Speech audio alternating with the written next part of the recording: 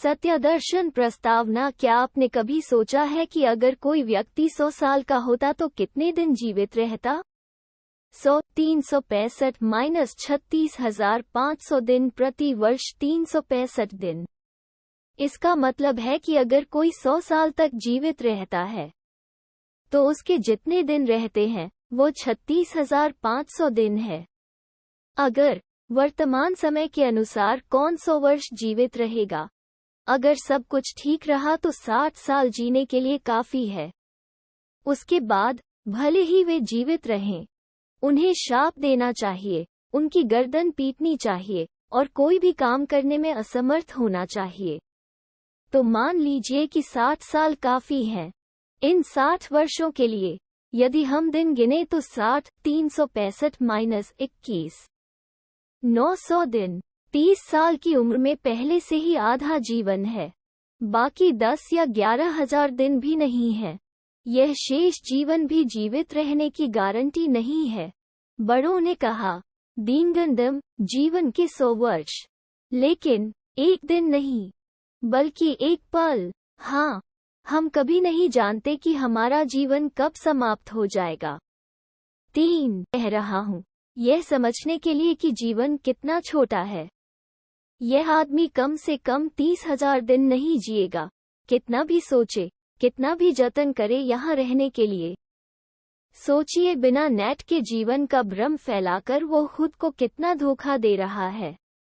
सत्य के साधक होने के नाते कृपया कुछ समय निकालें, इस पुस्तक को ध्यान से पढ़ें, सोचें और स्पष्ट निर्णय लें।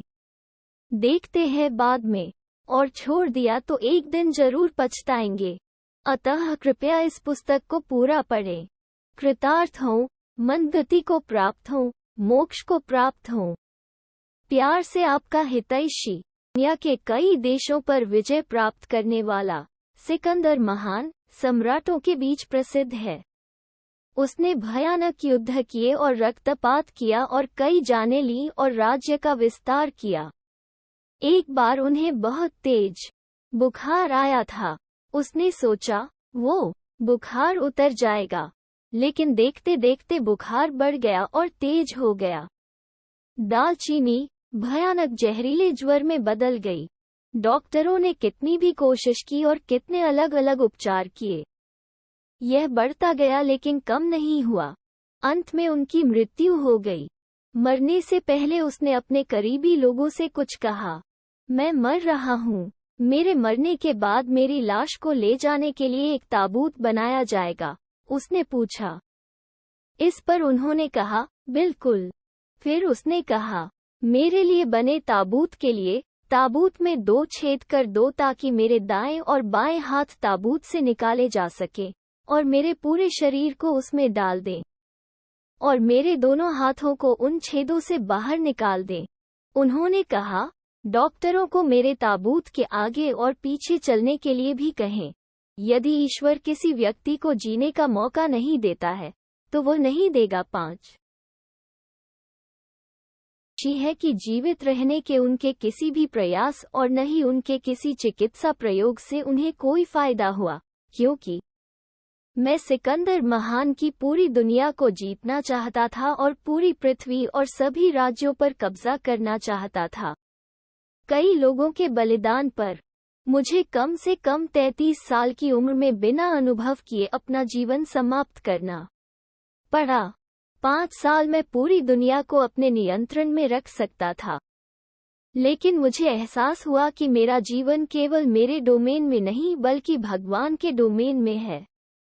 इसलिए मैंने अपने जीवन के माध्यम से लोगों को कोई संदेश नहीं दिया। कम से कम अपनी मृत्यु में मुझे लगा कि मुझे लोगों को एक संदेश देना चाहिए, उन मासूमों को जो मेरे जैसे इस दुनिया को जीतना, कमाना और अनुभव करना चाहते हैं। मेरे खाली हाथों से एक सच्चाई है।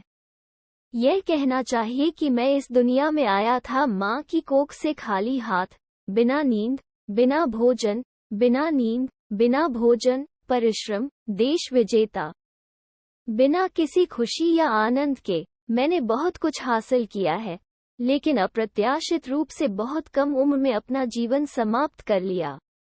बस इतना ही। कहकर आंखें मूंद ली। सत्य, यदि हम इस बात पर विचार करें तो सम्राटों, राजाओं,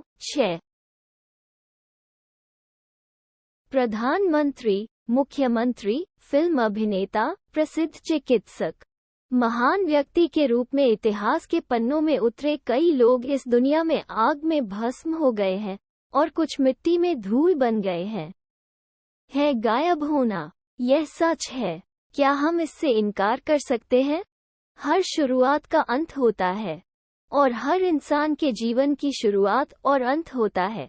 यदि यह अंत मृत्यु नहीं है तो हमें इसके बारे में सोचने की आवश्यकता नहीं है। लेकिन यह मृत्यु एक दिन सभी के लिए अपरिहार्य है। इसलिए जन्म लेने वाले प्रत्येक मानव को अपने अंत के बारे में सोचना चाहिए और सावधान रहना चाहिए। लेकिन बहुत से लोग यह नहीं जानते हैं। जो देखभाल न करे, जिन्होंने उसके साथ जीवन की शुरुआत की। आज का आदमी अपने मन को यह कहकर धोखा देता है कि उससे छोटे भी उसकी आंखों के सामने गायब हो रहे हैं और भाप की तरह गायब हो रहे हैं। वे मर गए हैं, लेकिन मैं इतनी आसानी से नहीं मरूंगा, मैं यहीं रहूंगा, और उस धोखे में रहते हैं। कुछ लोगों को दफन दुख का अनुभव होता है, यानी जब कोई दोस्त, रिश्तेदार या पड़ोसी मर जाता है तो उसके अंतिम संस्कार में शामिल होने वालों के शब्द सुनते हैं, अरे क्या माया की जिंदगी की क्या बर्बादी, उसने आखिर क्या किया, ले जाओ, यह शाश्वत है। वैराग्यम ने कहा कि 3 साल के लिए जीवन प्रेम है, उससे चिपक जाता है। जानते हैं कि क्या? जब दाह संस्कार समाप्त हो जाता है, जो तब तक निराशा के शब्द कह चुके हैं, वास्तविकता के बारे में नहीं सोचते हैं, मृत्यु के बाद के जीवन के बारे में नहीं सोचते हैं और फिर से भ्रम में पड़ जाते हैं। इसलिए इसे शमशान वैराग्यम कहते हैं, यानी सिर्फ कब्रिस्तान में बाहर आते ही गायब हो जाता है। आप ही इसे पढ़ रहे हैं। उनकी तरह मत सोचो, थोड़ा अलग सोचो। आजकल पुरुष व्यस्त हैं, वे तथ्यों के बारे में सोचने की स्थिति में नहीं हैं। यदि ईश्वर मनुष्य को 24 घंटे देता है तो वो 24 घंटे अपनी कमाई, अपनी खुशी और अपने लोगों की खुशी पर कम से कम 1 घंटे का समय भगवान को समर्पित किए बिना खर्च करता है। अंत में किडनी खराब या दिल की बीमारी या लिवर की बीमारी, एक ऐसी बीमारी जो जाती ही नहीं। यदि बिना दवा के कोई रोग आ जाए और मृत्यु के निकट हो तो उस दिशाहीनता की स्थिति में भक्ति के बंधन टूट जाते हैं। और कुछ मूर्ख और ज्ञानी लोग हैं जो उस अवस्था के बारे में सोचते भी नहीं हैं।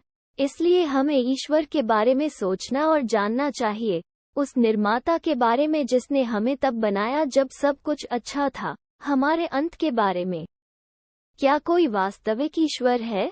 वर्तमान में सभ्यता के विकास की पृष्ठभूमि में नास्तिकता बड़ी है और मनुष्य उस बिंदु पर पहुंच गया है जहां भगवान नहीं है। कई लोगों का मानना कि मनुष्य स्वयं पैदा हुआ है और धीरे धीरे ज्ञान में वृद्धि हुई है और मनुष्य ईश्वर है और कोई अन्य भगवान नहीं है। बहस शुरू कर दी।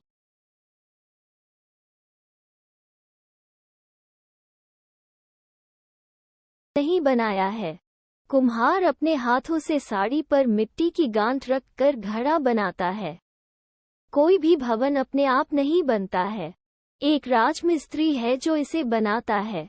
साथ ही मानव जीवन के लिए आवश्यक समस्त संसाधनों एवं व्यवस्थाओं से युक्त इतनी सुंदर रचना, क्या यह सृष्टि अपने आप बनी है? क्या इसे बनाने वाला कोई नहीं है? कितना दुर्भाग्यपूर्ण। एक बर्तन है, यानी एक कुम्हार है जिसने इसे बनाया है।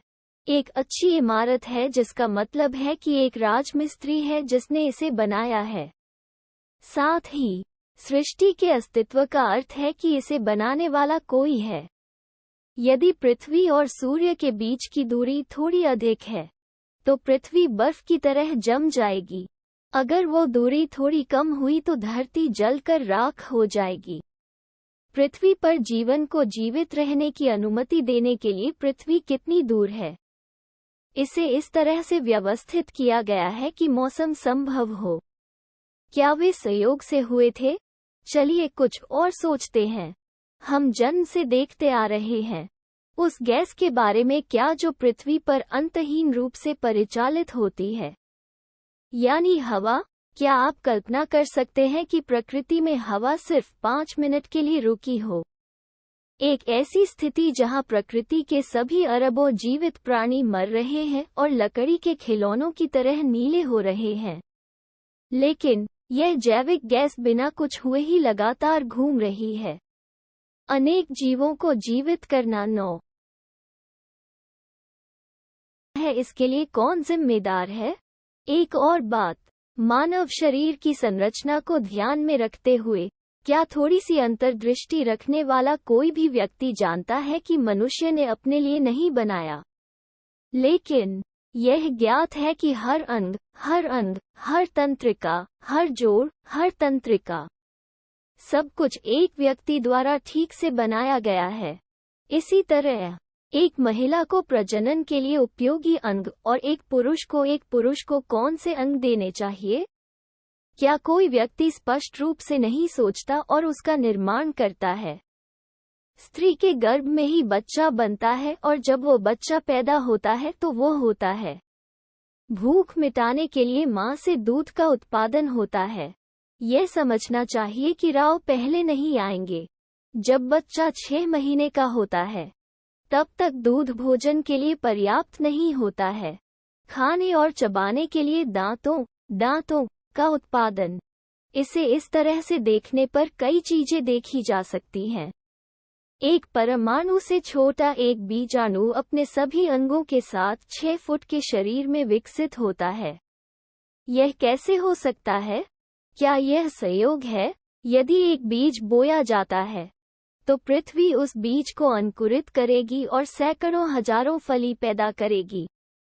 पृथ्वी को वह उत्पादक शक्ति किसने दी? वहाँ क्यों है केला, संतरा, इन सभी फलों पर सुरक्षा कवच किसने बनाया? कोई भगवान नहीं है। जो लोग तर्क देते हैं कि कोई भगवान नहीं है वे मर जाएंगे। 10. क्या तुम रुक सकते हो? क्या मनुष्य को बिना मरे हमेशा के लिए जीवित किया जा सकता है? क्या मनुष्य स्वयं जीवित कोशिका बना सकता है? यदि आप ऐसा पूछते हैं तो आपको उस व्यक्ति से प्रश्न करना पड़ेगा जो कहता है कि ईश्वर नहीं है। उनके पास कोई जवाब नहीं है, लेकिन कुछ खुश है कि भगवान नहीं है। यह सब क्यों? क्या यह विश्वास करना बेहतर है कि ईश्वर मौजूद है? क्या यह विश्वास करना बेहतर है कि नहीं है? यह हम में से किसी के लिए एक सच्चाई की बात है।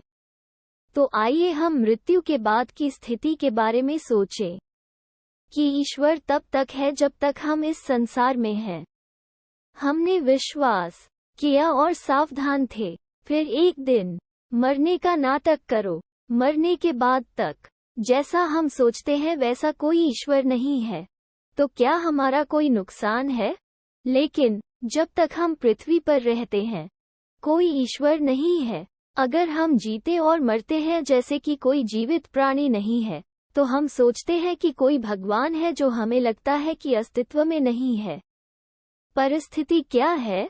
इसलिए एक बच्चे और शुद्ध की तरह विश्वास करना बेहतर है कि ईश्वर मौजूद है, पागल तर्क के बजाय कि ज्ञान के नाम पर भगवान मौजूद नहीं है।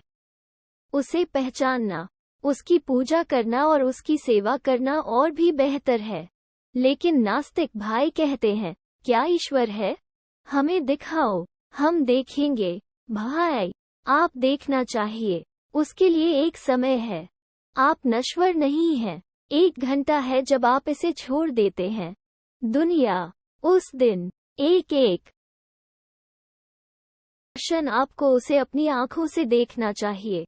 वो दिन आएगा जब आप अपनी सारी बौद्धिक ऊर्जा लोगों को यह विश्वास दिलाने में खर्च कर देंगे कि वह नहीं है। अपने सभी अभियान, प्रवचन, लेखन आदि को याद रखें। गदा। इसलिए मैं आपको पहले से सावधान रहने की चेतावनी देता हूँ। मनुष्य की मृत्यु के बाद क्या होता है? मृत्यु के बाद की स्थिति के बारे में धार्मिक ग्रंथों में विभिन्न व्याख्याएं दी गई हैं। हमें उनकी जांच करनी होगी और बेहतर राय पर आना होगा। लगभग सभी शास्त्र इस बात की गवाही देते हैं कि मानव शरीर की मृत्यु के बाद भी आत्मा जीवित रहती है। लेकिन इस आत्मा का क्या होगा?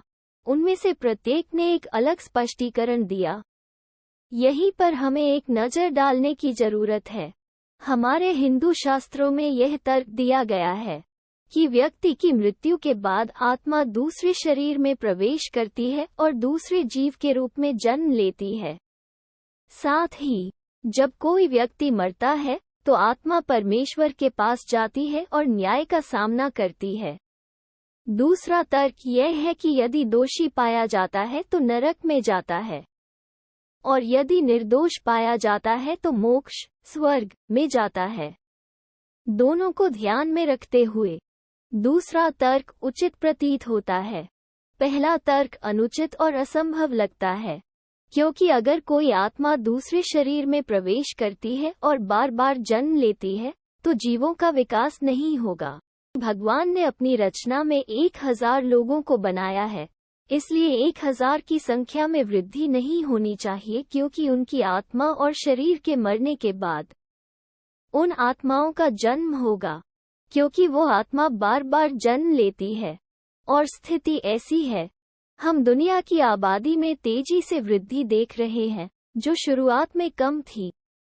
यदि आदिकाल की आत्माएं बार बार जन्म लेती हैं तो संख्या में वृद्धि संभव नहीं है। इसके अलावा इस तरह के पुनर्जन्म में भगवान को कोई लाभ नहीं है।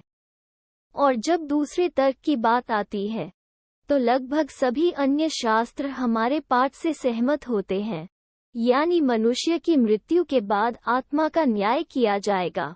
साथ ही पुनर्जन्म भी नहीं होता। अपने फैसले में उसे अपने बाद के जीवन में अपने पाप और पवित्र कर्मों का परिणाम भुगतना होगा। ऐसा करने से परमेश्वर के कार्य को भी अर्थ मिलता है। इस न्याय के कारण पापियों को दंड मिलेगा और धर्मी अनंत आनंद में प्रवेश करेंगे। तुम्हें ऐसा क्यों लगता है कि ऐसा होने वाला है? क्या तुमने कुछ देखा?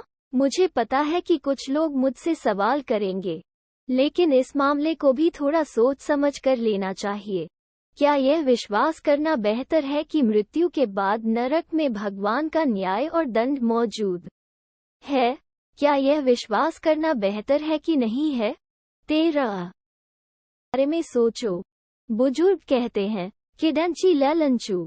इसका मतलब है कि पहले हमें नकारात्मक सोचना चाहिए, फिर हमें सकारात्मक सोचना चाहिए। हमने यह मानकर सावधानी बरती है कि भगवान का फैसला और नरक की सजा है, लेकिन जब हम मरेंगे तो हम उन्हें नहीं देखेंगे। क्या यह कारण होगा हमें कोई नुकसान अस्वीकार करने के बाद? जैसा हम चाहते हैं जीना और मरना, भगवान का निर्णय जिसे हमने सोचा था कि अस्तित्व में नहीं है, फिर अगर नरक है तो हमारा भाग्य क्या है? ज्ञानी पुरुष एक बार विचार करें, क्या उस समय हमारे पास इसे ठीक करने का मौका होगा? नहीं होगा। इसलिए हमें उनके बारे में सोचना चाहिए और ध्यान रखना चाहिए, जबकि समय आज एक अनुस्मारक के रूप में है कि जब तक दीपक अभी भी है तब तक घर को साफ करना चाहिए। ज्ञान की अनुभूति होती है, लेकिन उन्हें कुछ भी नहीं मानकर खारिज करना मूर्खता और मूर्खता होगी। भगवान आत्मा को नरक में क्यों भेजते हैं? पृथ्वी पर अपने जीवन के दौरान मनुष्य द्वारा किए गए पापों के अनुसार परमेश्वर मनुष्य की आत्मा को नरक में भेजता है। तो वास्तविक पाप क्या है? वो करना जो परमेश्वर आपको न करने के लिए कहता है वो पाप है। जो कुछ परमेश्वर आपको करने के लिए कहता है उसे न करना भी पाप है। अब यदि हम मनुष्यों के जीवन को देखें तो 100 में से एक भी ईश्वर का आदर नहीं करता।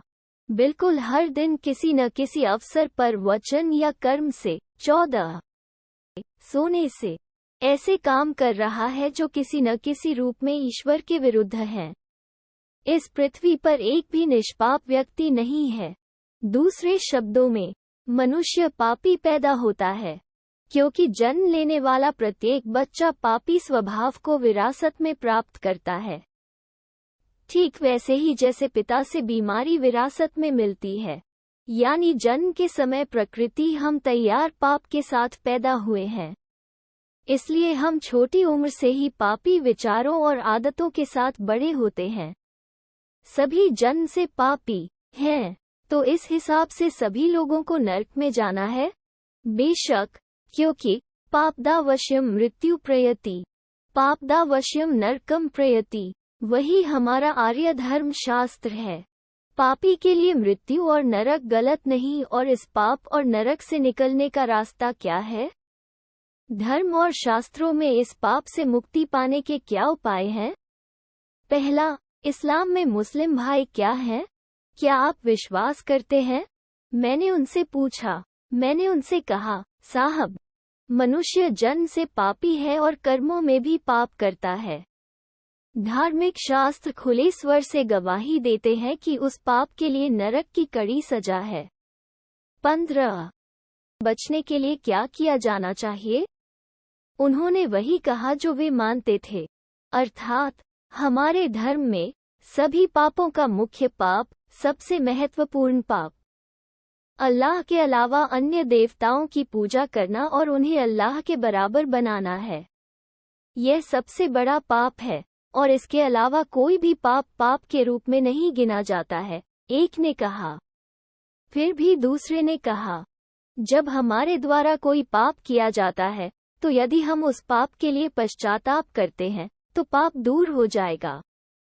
यदि हम अपने जीवन में कम से कम एक बार तीर्थयात्रा हजत करते हैं, जीवन में किए गए सभी पाप दूर हो जाएंगे और मोक्ष प्राप्त होगा। उन्होंने कहा, और क्या है? उन्होंने कहा, दैनिक प्रार्थना, उपवास और दान करने से पाप भी दूर हो जाते हैं।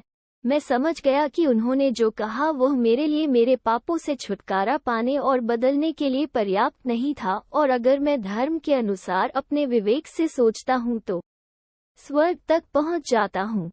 इसलिए मैंने उनसे सवाल किया, क्योंकि ईश्वर को धर्म से विचलित नहीं होना चाहिए, न्याय को नहीं छोड़ना चाहिए।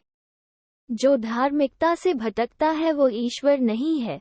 तो अगर यह सच है कि जैसा कि वे कहते हैं, यदि कोई पाप करता है और पश्चाताप करता है तो भगवान उसे छोड़ देगा, तो क्या मनुष्य पाप करना बंद कर देगा? क्या वो अभी भी ऐसा कर रहा होगा? वो ऐसा करता रहता है, क्योंकि अगर वो पछताता है तो पाप दूर हो जाता है। 16. सत्यादर्शन। तो मैंने फिर इस तरह से पूछा, अया, मैंने एक आदमी को मार डाला, उसका परिवार नष्ट हो गया, उसके बाद मैंने पश्चाताप किया, प्रार्थना की, उपवास किया, हज किया, दान दिया, क्या ईश्वर मुझे इन सब कामों के लिए क्षमा करेगा? यदि वो करता है तो भगवान उस व्यक्ति को क्या कहेंगे जिसे मैंने और उसके उजड़े हुए परिवार ने मार डाला? तब भगवान न्यायाधीश होगा। मुझे लगता है कि वो न्यायाधीश नहीं है। और न्याय क्या है? न्याय गलत करने वाले को दंड देना है। मुसलमान भाई इस पर विचार नहीं करते। उनका दृढ़ विश्वास है कि यही पापों से मुक्ति का मार्ग है। आप इसे पढ़कर सोचिए, क्या वे जो मानते हैं वो उचित है? जैसा कि ऊपर बताया गया है, मनुष्य एक पाप से नहीं रुकता, वो कोई हजारों पाप कर रहा है। उनका फैसला क्या है? और मैं पैदा हुआ था। हिंदू धर्म में पापों से छुटकारा पाने के लिए क्या किया जाना चाहिए? मैंने वो खोजा। एक तरह से हिंदू पुराणों में और दूसरी तरह वेदों में पापों से मुक्ति का रास्ता बताया गया है। खासकर 100 में से 99 हिंदू भाई मानते हैं, यदि हम अपने पापों के बदले में प्रभु को भेंट चढ़ाएं, तो हमारे सभी पाप दूर हो जाएंगे और हमें मुक्ति मिलेगी। इसलिए अको पूजा, बिल अवचना, तेल अभिषेक। 17. सत्यदर्शन दुग्ध अभिषेक, पुष्पाभिषेक, घी अभिषेक, कोटि दीप रचना, सहस्रार्चन, कुमकुमार्चना, कुंभाभिषेक, पुष्कर स्नान, पुण्यनादि स्नान, गोदान, भूदानम, जप, तप, व्रतम, मंडलादीक्षा, मलाधारणा, ऊर्ध्वाधर कर्म, तलनिलास, अगरबत्ती, नारियल तेकायस, मंगला आरती, उद्धरण चिन्ह। यह सब ऑफर किया जा रहा है। लेकिन यहाँ एक और सवाल उठता है, अर्थात क्या गलत करने वाले को दंड देना उचित है? क्या उनसे प्रतिफल लेना और छोड़ देना उचित है? क्या ईश्वर वास्तव में हमारे द्वारा दी जाने वाली भेंटों को स्वीकार करता है? यदि परमेश्वर हम लोगों की भेंट ले लेता है जिन्होंने पाप किया है और हमें छोड़ देता है, तो परमेश्वर हमारे पाप का भागी हो जाता है, परंतु वह न्यायी और धर्मी कैसे हो सकता है? यदि यह सच है कि परमेश्वर जो हम देते हैं वह ले लेता है और हमारे पाप को छोड़ देता है, तो क्या पापी उसे छोड़ देता है? क्या वो 4 और करेगा? इसलिए हम इस मामले में जो कर रहे हैं वह सही है? नहीं, 100% भगवान हमारा प्रसाद नहीं लेते हैं। वे उसके लिए अमान्य हैं। जिनके पास ज्ञान है वे मेरे बारे में सोचेंगे, जिनके पास ज्ञान नहीं है वे क्रोधित होंगे। लेकिन हिंदू शास्त्रों में, वैदिक शास्त्रों में और कुछ ब्राह्मणों में आर्य संतों ने एक और तर्क दिया। वह है 18 सत्यदर्शन। पाप पाप, पाप बुद्धि, अनुग्रह, समर्पण, अन्यथा शरण नास्ति त्वमेव शरण मम का अर्थ है, मैं एक पापी हूँ, पाप कर्म कर रहा हूँ, यहाँ तक कि मेरी आत्मा भी पाप में है। मैं पाप में पैदा हुआ। हे दयालु भगवान, दयालु, मैं अपने पापों से छुटकारा नहीं पा सकता। मैं उनसे छुटकारा नहीं पा सकता जब तक आप मुझे कोई रास्ता नहीं दिखाते। इसका मतलब है कि मेरे पास कोई दिशा नहीं है, अर्थात मनुष्य के पाप कर्म दूर हो और दंड से बचा जाए। अर्थात मनुष्य तब तक अपने पाप स्वयं नहीं हटा सकता जब तक कि ईश्वर कोई मार्ग न दिखाए। ईसाई धर्म भी इस उक्ति से सहमत है। ईसाई वास्तव में क्या मानते हैं? यह एक ऐसे व्यक्ति के लिए न्याय है जिसने पाप किया है, उसे दंड दिया जाना चाहिए। कानून में यहाँ एक बाइबल समस्या है।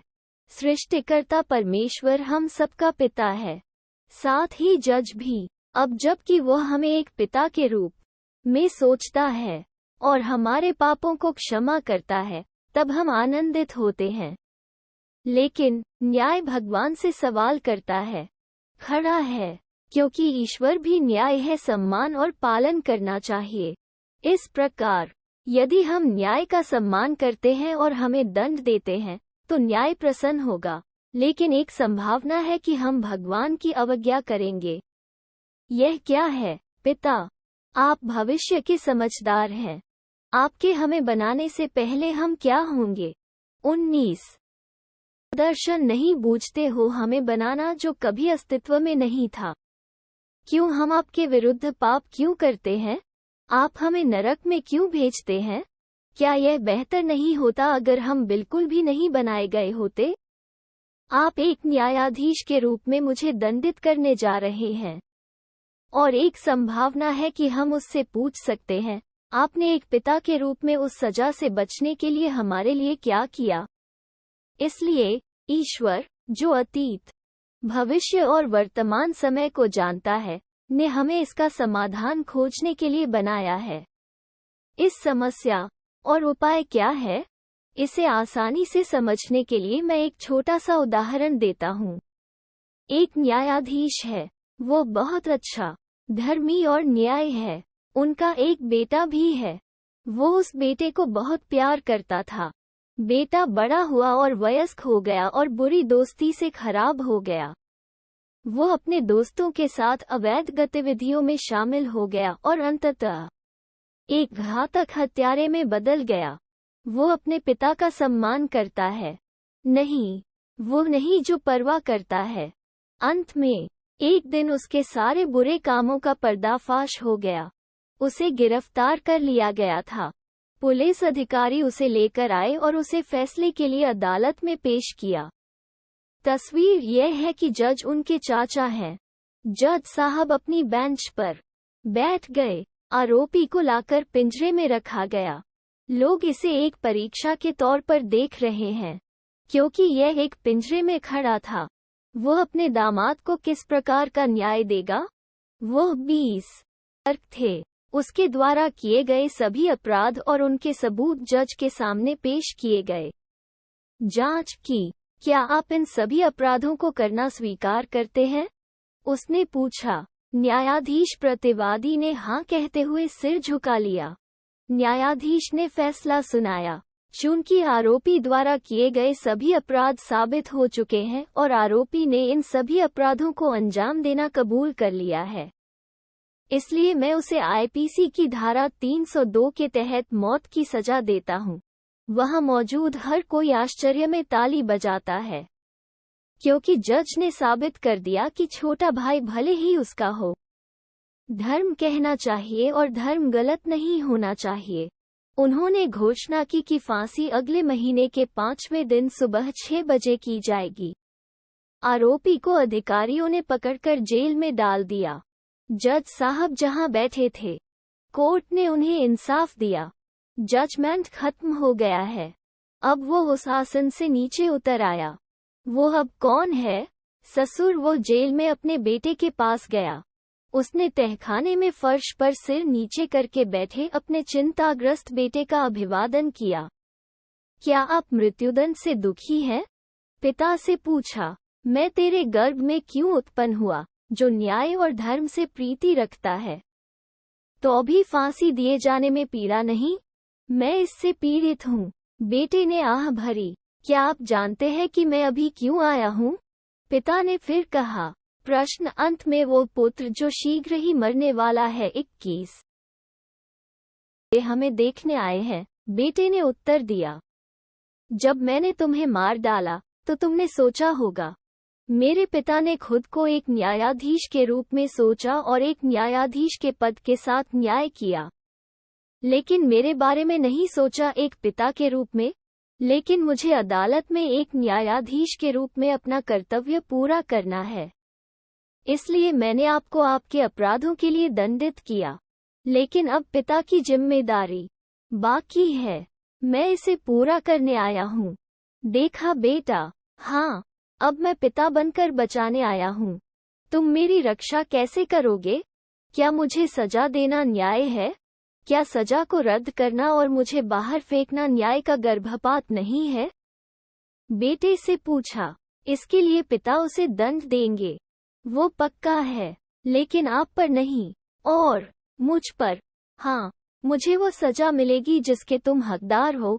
जितना मैं न्याय से प्यार करता हूँ, मैं तुमसे उतना ही प्यार करता हूँ। मैं न्याय से बच नहीं सकता, इसलिए मैंने गलत काम करने वालों को सजा देकर न्याय का सम्मान किया। इसके अलावा मैं आराम से बैठकर अपने बेटे को मरते हुए और अपनी आंखों के सामने सजा भुगतते हुए नहीं देख सकता।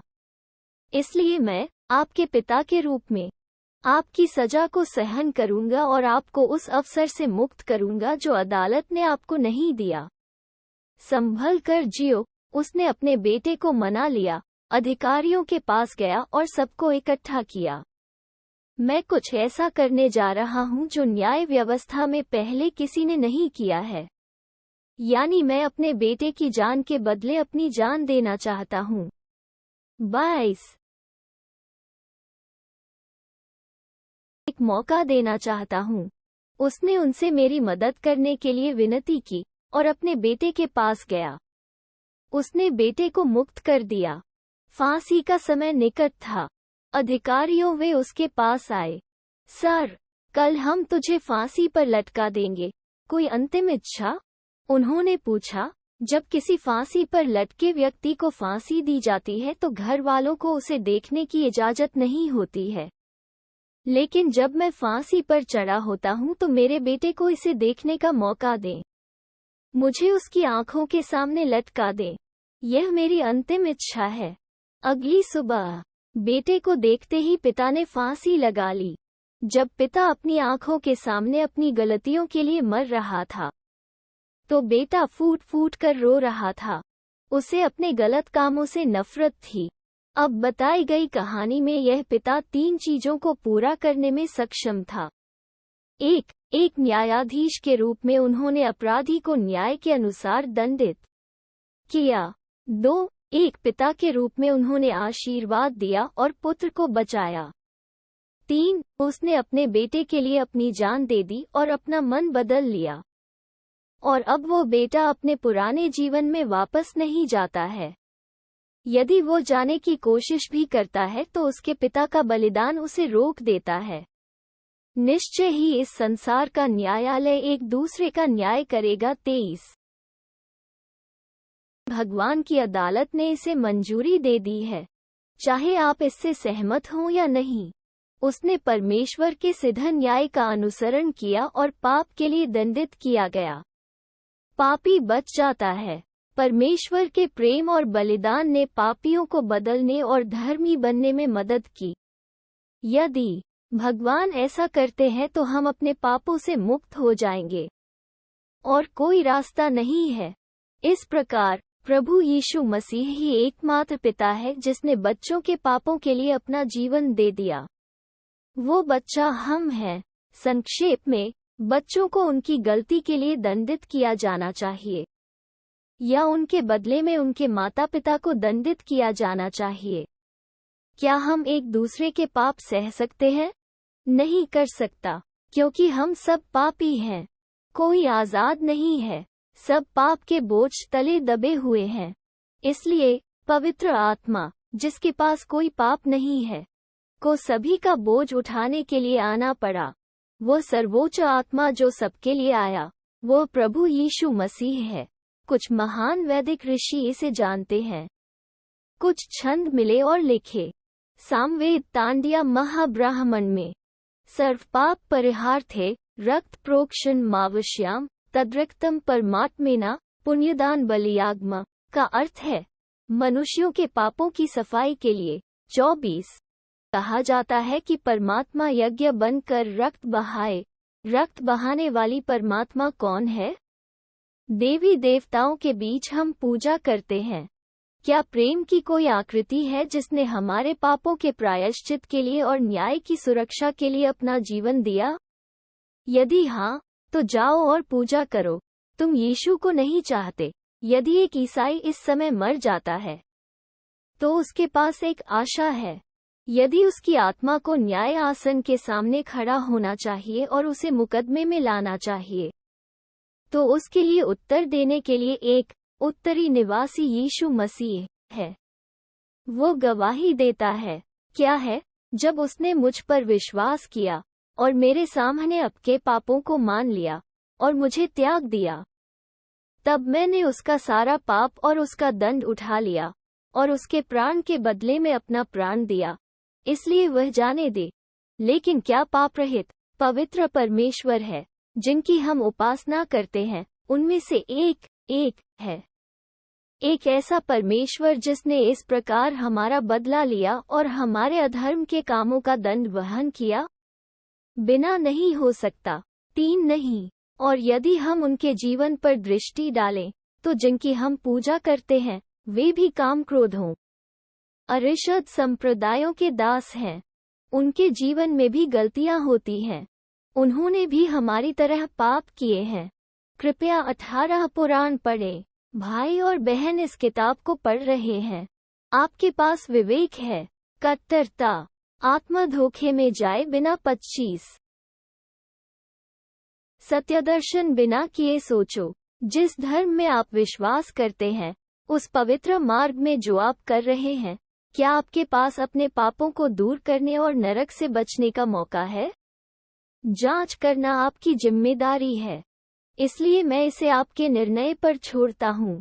यदि आप इन बातों की उपेक्षा करते हैं, तो मैं कहता हूँ, आपको जीवन में बड़ी हानि, मृत्यु के बाद अनंत कठिनाई, युगों तक अनंत आग का सामना करना पड़ेगा, क्योंकि आपको इस दुनिया को कभी नहीं छोड़ना चाहिए।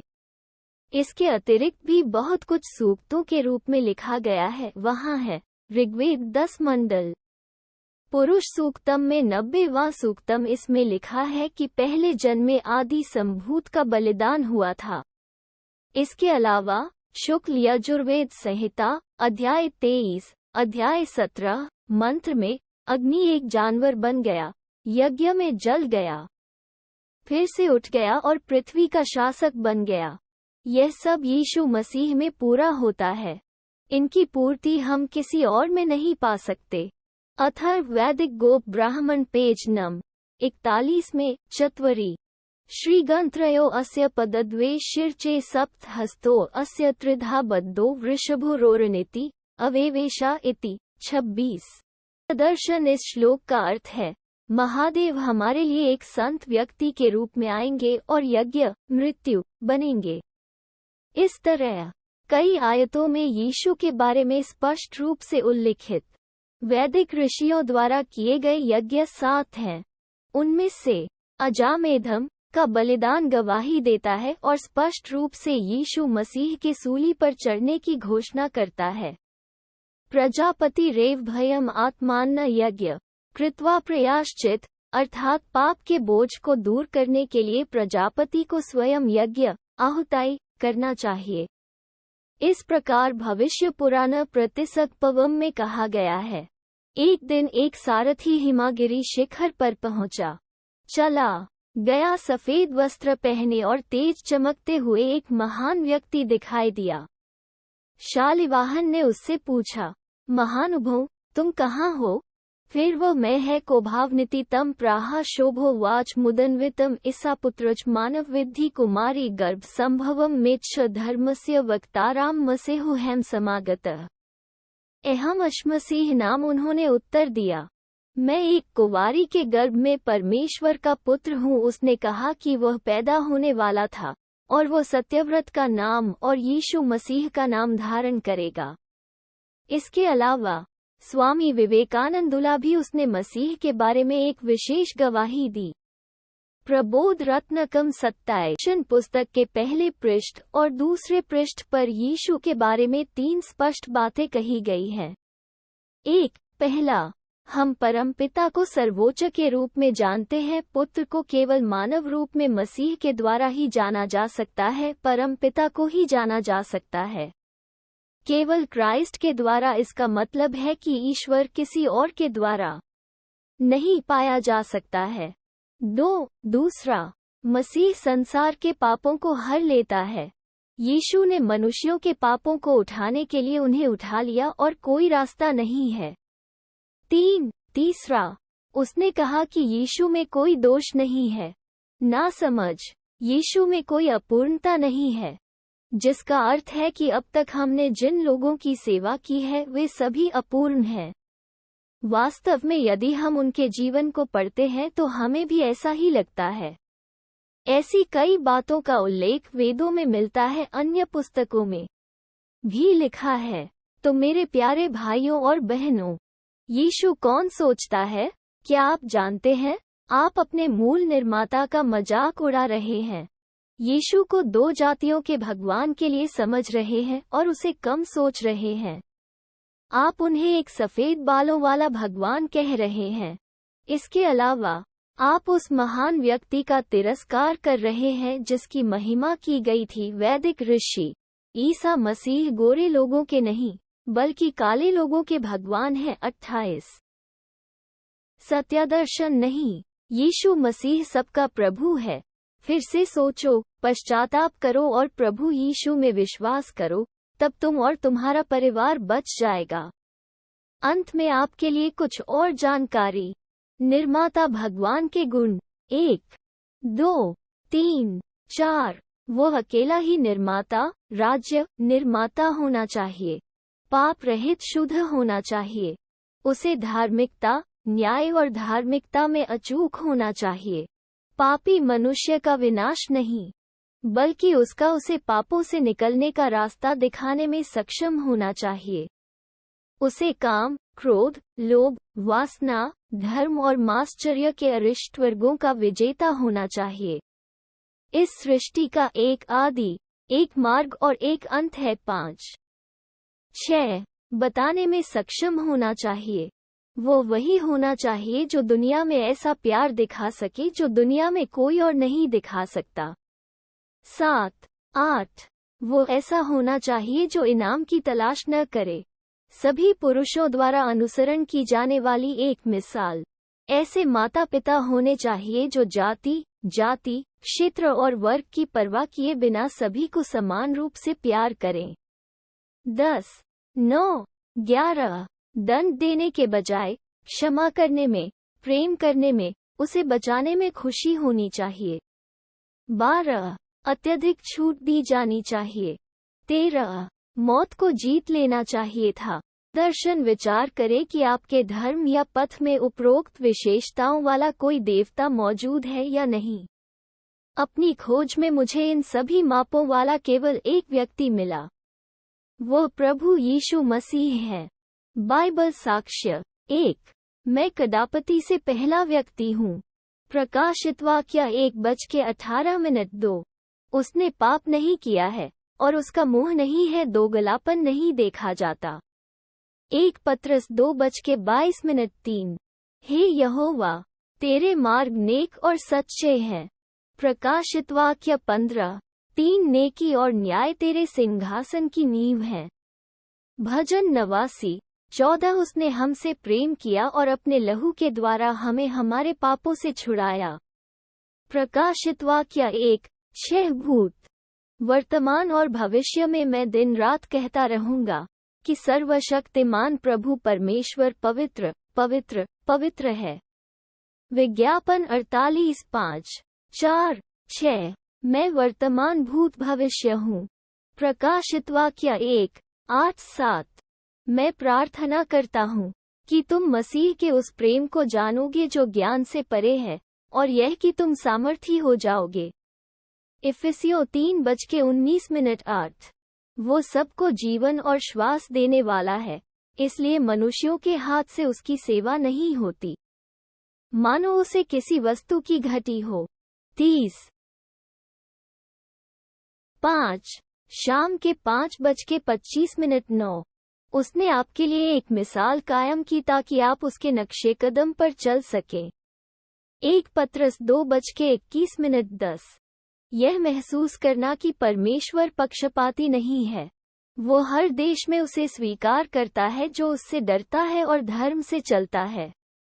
यीशु मसीह सबका स्वामी। अपो का 10:34 -36:11 यीशु ने उससे कहा, मैं तुझे दंड न दूंगा, जा और फिर पाप न कर।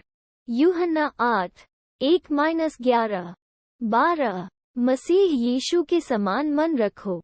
वो मनुष्य के रूप में प्रकट हुआ और मृत्यु तक, अर्थात क्रूस पर मृत्यु तक आज्ञाकारी बना रहा। 13 उसने खुद को नीचे कर लिया। फिलिप्पियों 2:5-8 के अनुसार वो तीसरे दिन फिर जी उठा। 1 कुरिन्थियों 15:3-4 ये सभी शास्त्र स्पष्ट करते हैं कि यीशु ही सच्चा ईश्वर है, दुनिया का उद्धारकर्ता जो पाप के बोझ तले नाश होने वाली मानवता को बचाने के लिए आया था। वो बलिदानी व्यक्ति जिसने हमारे पापों के लिए अपना जीवन दिया और मृत्यु और गुलाब पर विजय प्राप्त करने वाले एकमात्र व्यक्ति थे। फिर से माँ की गोद से दूर उस बच्चे को हमने कितना भी दिलासा देने की कितनी भी कोशिश की, उसे अपने दुख से राहत नहीं मिली, उसे शांति नहीं मिली। जब वो आखिरकार अपनी सास की गोद में पहुंचे। 31 संतान दुहक से मुक्त होकर शांति प्राप्त करती है। कन्नथल्ली जैसे मूल रचनाकार को भी छोड़ देना, आप कितने भी लोगों की पूजा करें, आप अपने दुखों से मुक्त नहीं होंगे और मन की शांति का अनुभव नहीं करेंगे।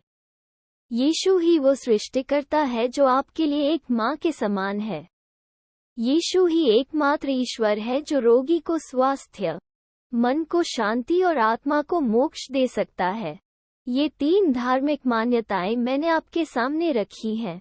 गौर कीजिए कि इनमें से कौन सी मान्यता सही है।